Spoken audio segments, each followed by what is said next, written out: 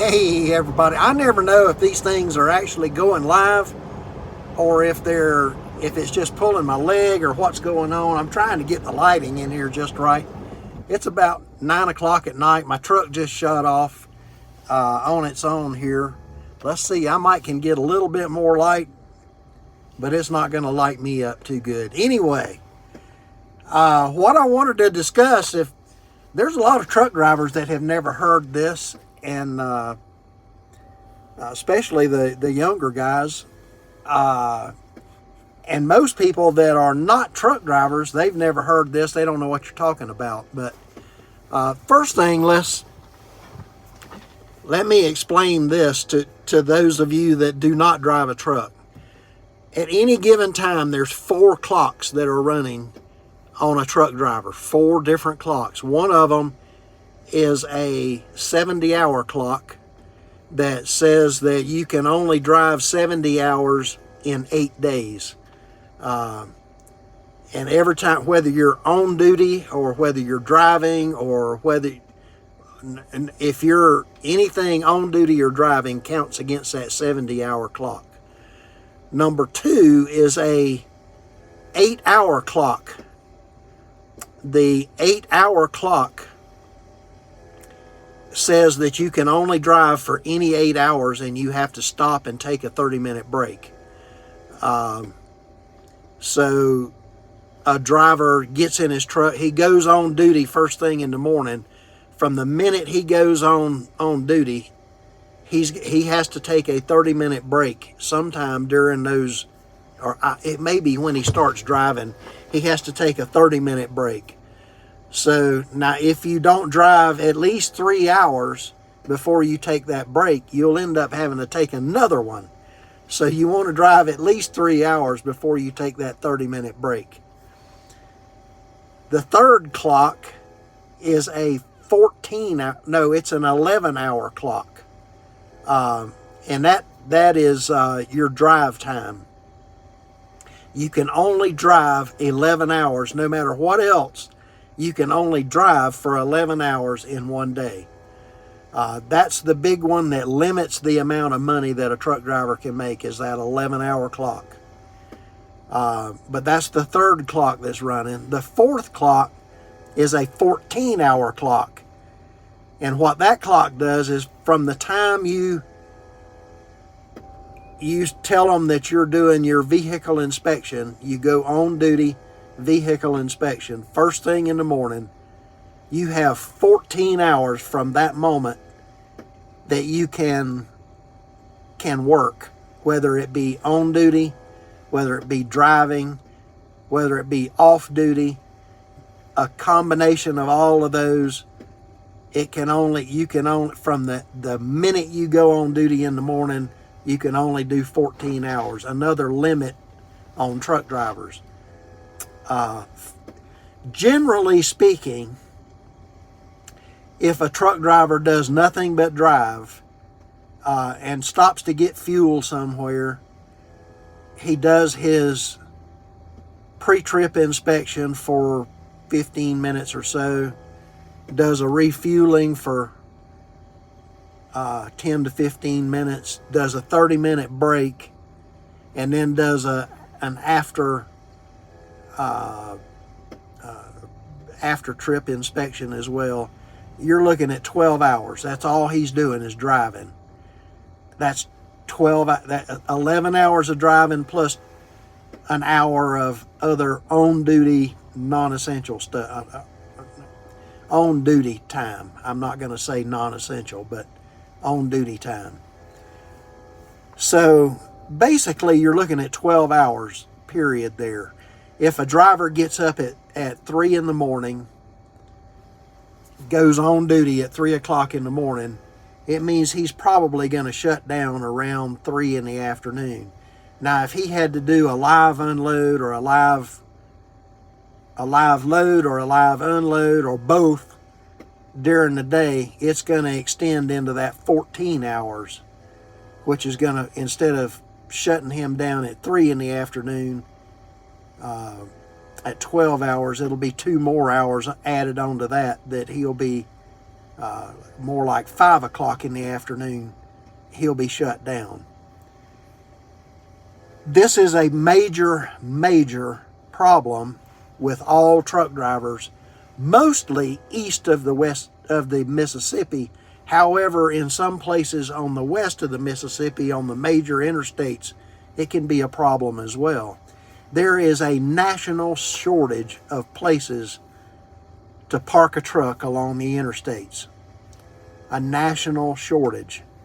That's why, especially on the East Coast, you'll see semi-trucks parked on the off-ramps and the on-ramps, especially where there's like an exit where there's a truck stop, or there may be 2 truck stops that has parking. Their parking overflows and trucks start parking on the street, and they park on the on-ramps and off-ramps. You also see this on the rest areas. The rest areas will fill up, and you can't pack another truck in there. Trucks will start parking on the off-ramps and the on-ramps, and it may be a mile down the road of trucks in either direction along the interstate, and they're parked there because there is no other place to park. Now, the 4 o'clock rule. Now, most seasoned drivers know what this is, but some of the younger fellows have never heard this. But generally, of the 5 top truck stops, which is going to be Love's, Pilot, Flying J, TA, and Petro, all 5 of those will be filled up by 4 o'clock in the afternoon. You're not going to find a parking spot in any of those top 5 truck stops. So if you get up at 3 in the morning and drive and shut down at 3 in the afternoon, chances are pretty strong you're going to be able to find a parking spot in one of those truck stops if that's where you want to park.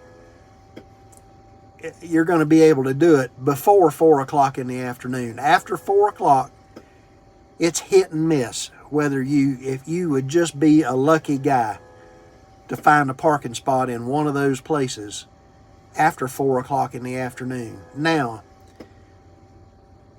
by about 7 o'clock at night, that's 3 more hours, all of the mom and pop truck stops have also filled up.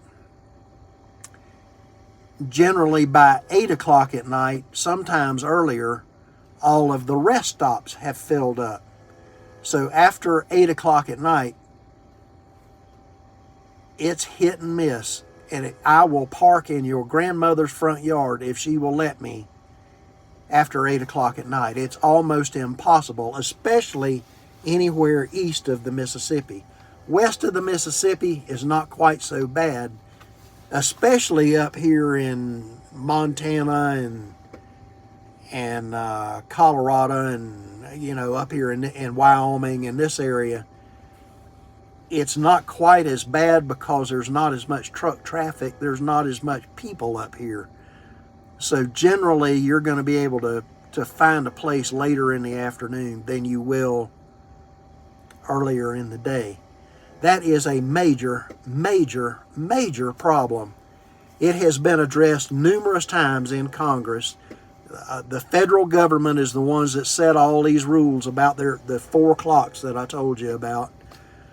They're the ones that limit truck drivers to how many hours you can drive, and they are the fines are steep if you get caught going over those driving times or those working times or whatever.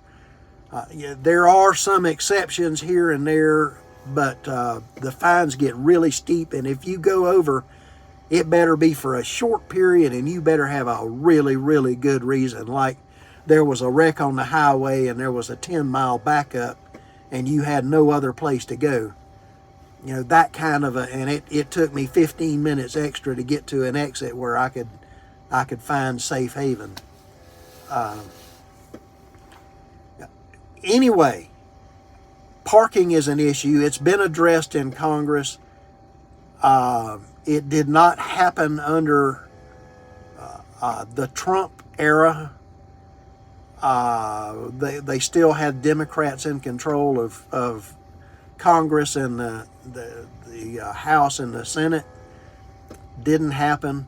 Now that Democrats are still in control of the House and the Senate, it still has not happened. It come up and got to a vote and somehow got thrown out before it even come up to a vote.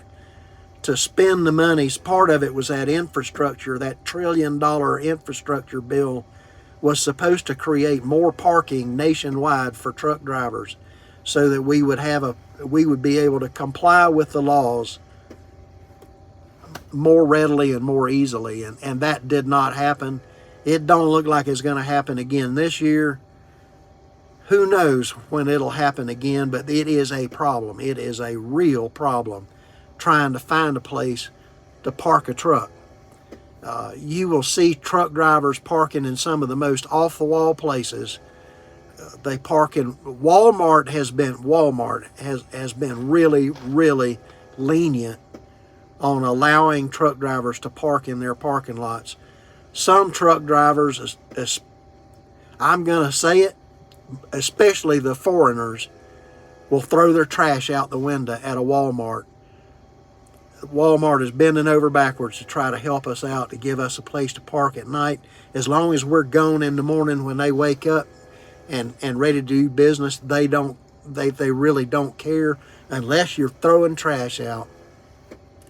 I could choke the people I see doing that. Man, whether it be at a truck stop or whether it be at a Walmart or any other retailer that has a parking lot that will allow a truck to park there overnight, for a truck driver then to abuse that privilege and the generosity of that retailer, I could choke people for that. I could choke them. Anyway, parking is still a national problem, and it's only going to get worse. So, but anyway, that's the 4 o'clock rule.